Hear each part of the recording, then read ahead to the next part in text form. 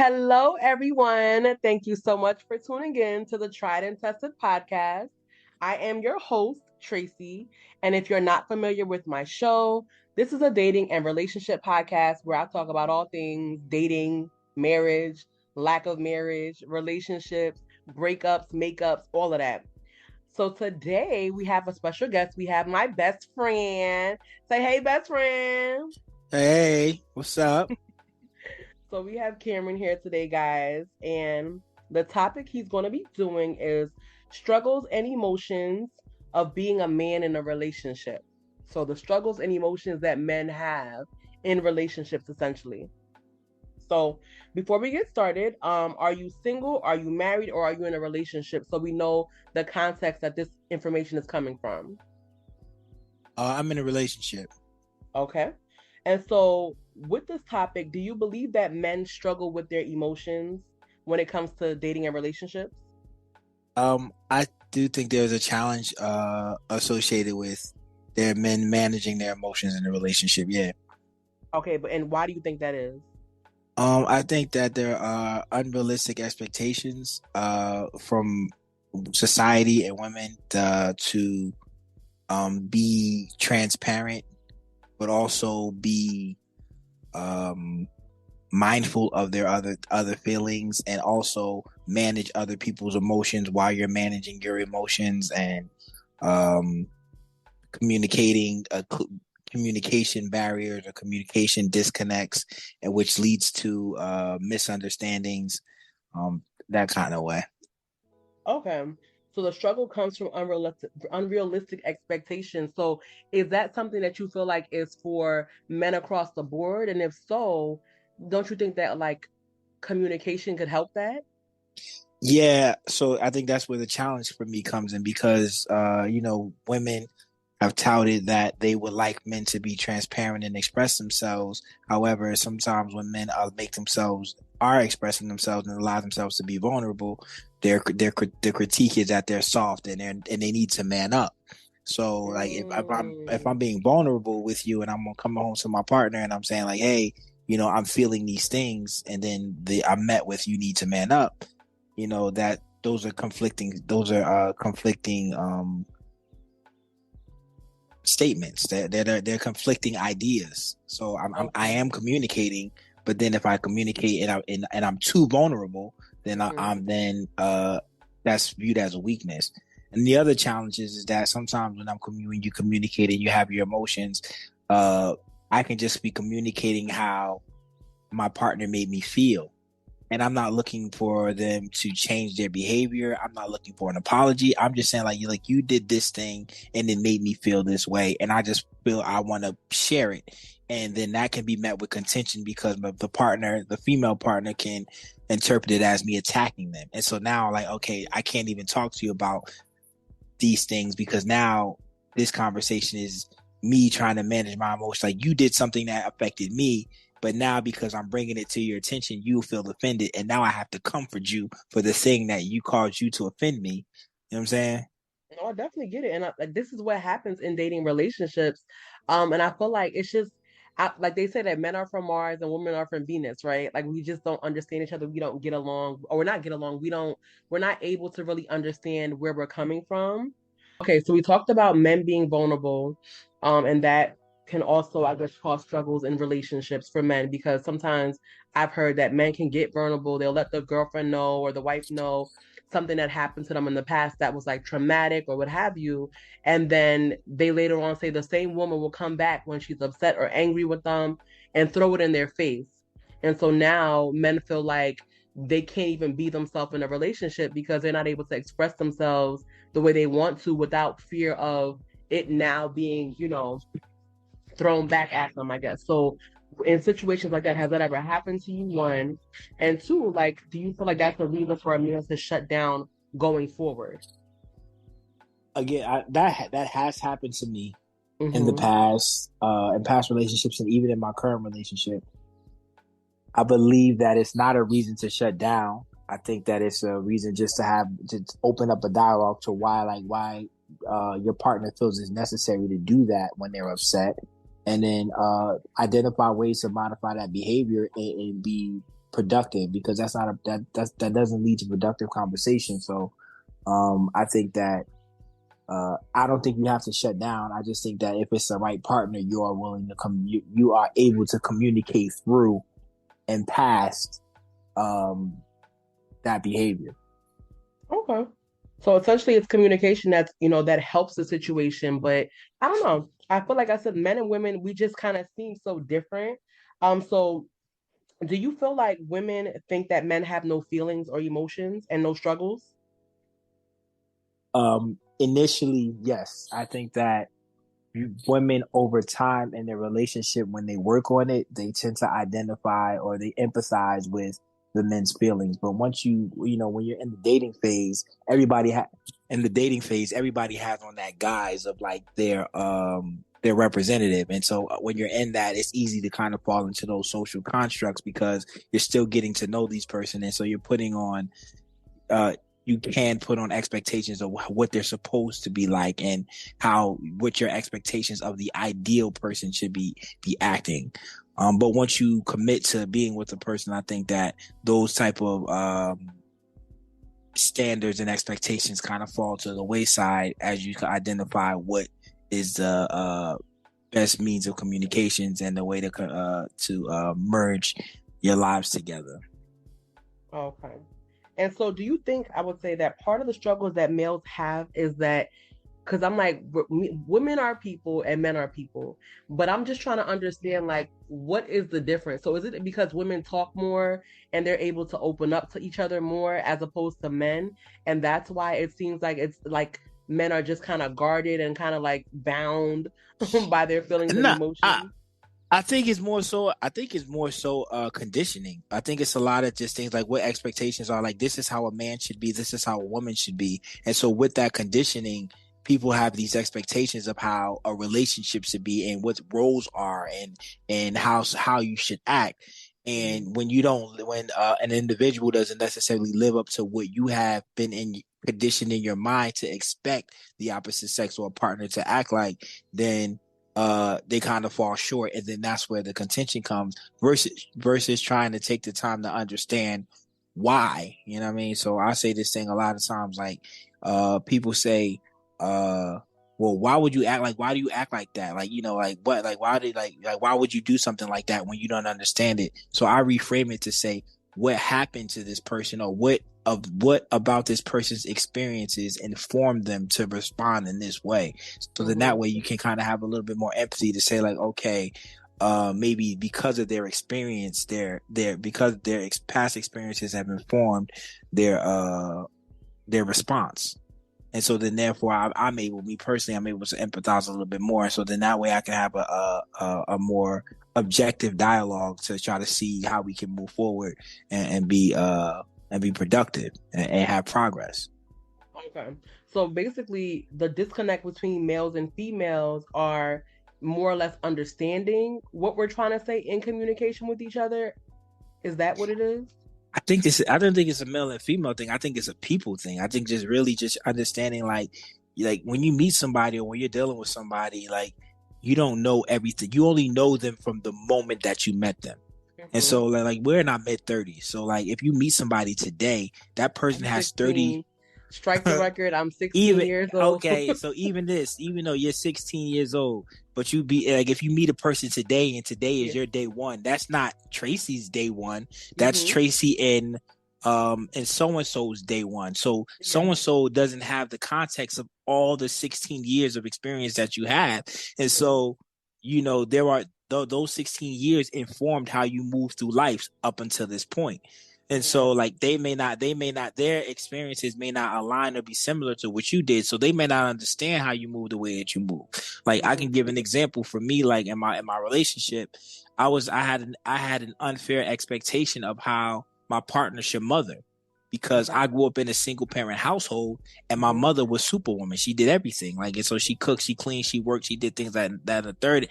And I was expecting my partner, although I felt like I was doing my part as a partner and, doing my part with the children and the household chores. I felt like she could be doing more, But after having a dialogue, I realized like, hey, look, I'm putting an unfair expectation on you because her experience is she comes from a dual family household. So she had a mom and dad, or then later on a mom and stepdad in her home to set the example of what parenting with two people in the household looks like. I didn't have that. And so she was looking at me like I wasn't doing enough because like they split the things 50-50, or things were a little bit more delegated, a little better or evenly between the two parents, versus in my household my mom had to do everything.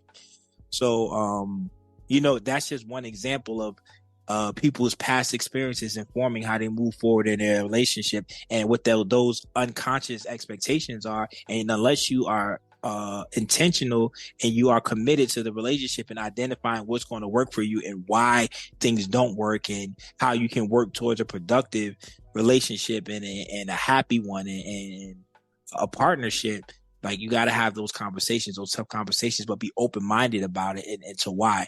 I always like it's not that I'm working against that person. I'm doing what I feel like is in service of me. I just may not understand. Okay. So do you think in this case, they always say that people should be friends first before they date, right? And I agree with that now that I'm older, I agree with it. However, do you think that it's actually friends first or it's friends with the intention of dating? Because some of these things that you're saying that people you don't really know the person, et cetera, et cetera. But do you feel like if you're just plain friends, you would know these things, or you would have to have the intention of getting to know them in a way where you were gonna date them Uh, to I kind of think get that more? I mean if I for me, I can't speak for anybody else, but like I'm a heterosexual male, and so if I'm meeting a woman and she's an attractive woman, I'm going to acknowledge that she's attractive. Like I'm not going to Mhm. pretend that she's not attractive. Yeah. And if I'm being honest, if the opportunity came and she's not, and we haven't became that level of friends yet, I Hmm. most likely would take my I would take shoot my shot if the opportunity presented itself. So for Okay. me, I would Yeah. say that I can be friends with you, Hmm. but our friendship would have to get to a certain level for me to say like, okay, we're only friends. Nothing beyond this will be nothing beyond this friendship. And honestly, if I can say me personally, I Hmm. wouldn't say I have any relationships after high school, uh, early college. I don't have any relationships. I don't have many Hmm. relationships with women after college that I consider to have reached that level to where I could say like, okay, this person is not an option. It's No, I'm not and talking. that's just, Yeah, I'm you're not not talking talking about about what? options. So I'm saying that like how you mentioned that basically like there's a disconnect because of the way that you grew up and those kind of things. So what I'm trying to say that obviously if you met me today, like let's say we're strangers, you met me today and we start talking, yeah, we don't know each other. But what I'm saying is, do you feel like when you actually intentionally get to know someone, would you kind of be able to deal with those situations or those issues before you became like before you got into like a serious relationship, like getting to know how the person operates based off of where they came from in life and things like that? Again, like I think that for me, Mm-hmm. it's not even like I think this speaks to the disconnect between men and women, because for me it doesn't matter. Like I can meet Then that's the somebody. answer. That's the Yeah, answer. It don't yeah. matter. I think like for me, I can meet somebody and get to know them, Mm-hmm. Mm-hmm. and and I can still be getting to know them. And like now, I don't know if it's going to develop into a relationship, if it's going to be Mm-hmm. something that can be more casual. However, I can date you, but it's going to take, and we can be friends and we can be cool, but if we haven't ascended to a relationship to where I no longer consider you a potential option, if again, I'm not saying I'm necessarily actively trying to engage you in that manner, but if the opportunity presented itself, would I be able to walk away? And we're just, and we're friends. If our relationship as friends haven't ascended to that level where I can only see you as a friend, then if I know I could know enough about your background to still, make that pivot if I haven't ascended to that, if our relationship hasn't grown to that point. So basically, like I think what I'm trying to find out is that so do you feel like in order to ease the disconnect between a male and female in a relationship, that you're saying that you don't believe that the friendship aspect in the beginning would be a good buffer to kind of help out the issues about knowing you up like and knowing you in an element in your past, how you used to be, where you came from, that kind of thing is what I mean. I think he can buffer it, but I also think that like people are evolving. Like, things change, and like, just because of your past doesn't form how you move forward. However, like, there is an evolution to it. So somebody that I may have thought initially uh was not a good match after, because I met him and I had some understanding, but then maybe 2 years down the line, I've seen the type of person that this person has grown into, and now it's like, okay, maybe it may be, Mhm. or maybe I can say, like, I thought this person was that, and they're not. I think every relationship is intentional. Like, you choose to spend your time with somebody. So if I'm hanging out with somebody and I feel good about hanging out with them, I'm going to Mhm. continue to do so. If I'm hanging out with somebody and that person, that energy is either neutral energy or Mhm. it's negative energy, then I'm going to move accordingly. So I think, like, that it's just that So in every that regard. relationship, it takes effort. I don't think they're all intentional. I think, well, unless the intention is no good, but they still Yeah. have their intention, I guess, in that way. Okay, So cool. if you make me want to put the effort in, then I will put the Hmm. effort in. But as long as I feel like I need to put the effort in, and then I think once you decide to be in that relationship, now you're committed to you're committed to being intentional with the effort versus being like casual with your effort. Okay. All right. So in a relationship, how do you as a man process things emotionally for yourself? So like let's say you're going through something and just in life, in man life, how do you process it? And I'm also going to ask you, how do you process it like coming from your partner? So your own emotions, how do Yeah. you process them? If you're upset, do you talk about it? Do you, shut it up, like, go away, like you don't want to be bothered, like that kind of thing? In the past, I would try to address it in the moment. Um, and I've learned, for me, addressing it in the moment is necessarily not that's the best thing. And so my evolution was the next thing to say is like, I sit back, think about it, see if I can let it rock, and then keep it moving. But then if it still bothers me a little bit, just be like, just kind of, kick it down the road until it's I deem it worth, addressing, which didn't work out because it was like um it would kind of things would kind of like build up. So now what I like to try to do is, like, if I'm starting to feel a kind of way, I like to take some time to meditate and think to it on myself, and then I prepare myself to have a conversation about how I'm feeling with my partner. So, like, I'll say like, hey, look, this is making, I'm feeling this kind of way. I'm not Mm-hmm. prepared to discuss why and how I'm feeling, but I'm feeling this kind of way. Once I process this, Mm-hmm. let's come back. I want to have, I want to, we can talk about, I'd like to talk about this later, but like in this moment, I'm not Mm-hmm. ready to discuss it, but I can say like, look, I'm feeling this. I don't want to talk about it right now, but this is what I'm feeling. And like, let's address it when, at a later time. Um, And that yeah, so works what for about, me. that's good. Like, I mean, because usually people want to hear something as opposed to nothing. I know some men shut up, they disappear, they shut down. They just, yeah, it's weird. But anyway, so what about for your girlfriend? So when a female is upset, like, and, I'm tired of this, da da da da. Like, how do you now process those emotions when women are spewing their emotions, their feelings, their heartbreak, their frustration on you? How do you take that in?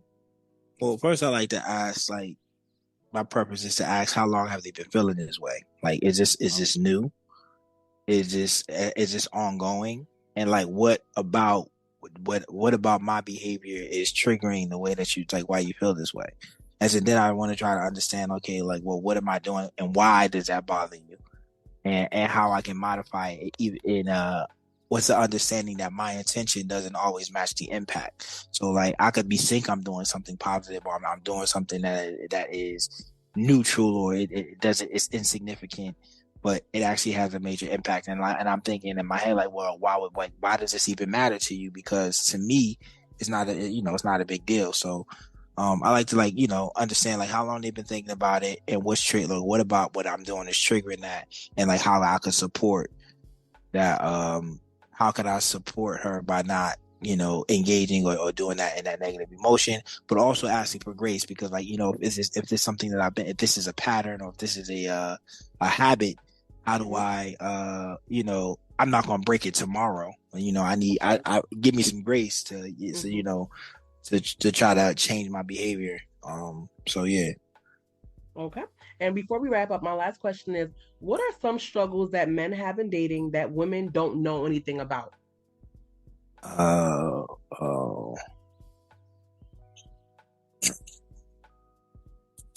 I don't know, man.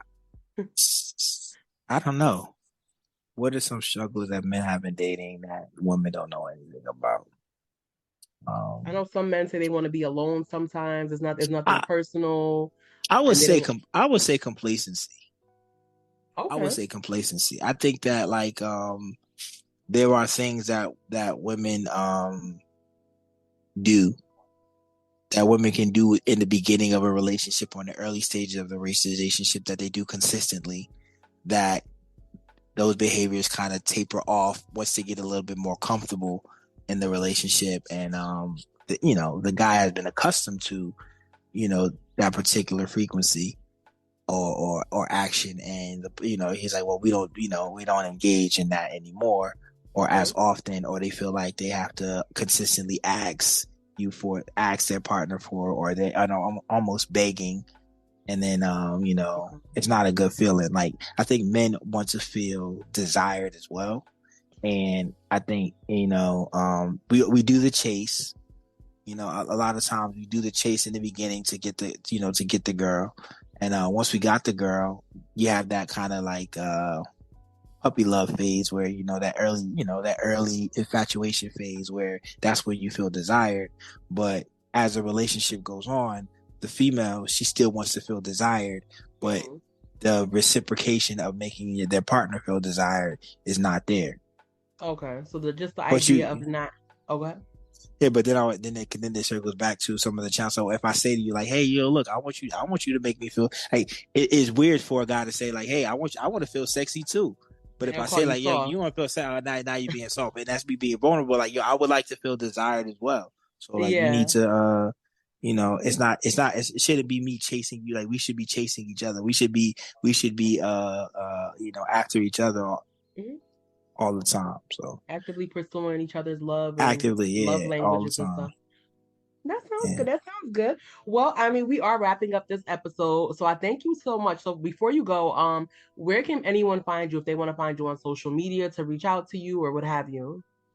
Oh yeah, so you can find me. You can find me on my business page. It's Fontaine Concierge, and that's on Instagram. My website fontaineconcierge.com. I run a groomsman and a male concierge services, committed to elevating and enhancing men's curated experiences for grooms and beyond. So yeah, check me out there. Alrighty. Well, thank you so much for being my guest today. And to my listeners, I thank you guys so much for tuning in. Until next time, have a good one.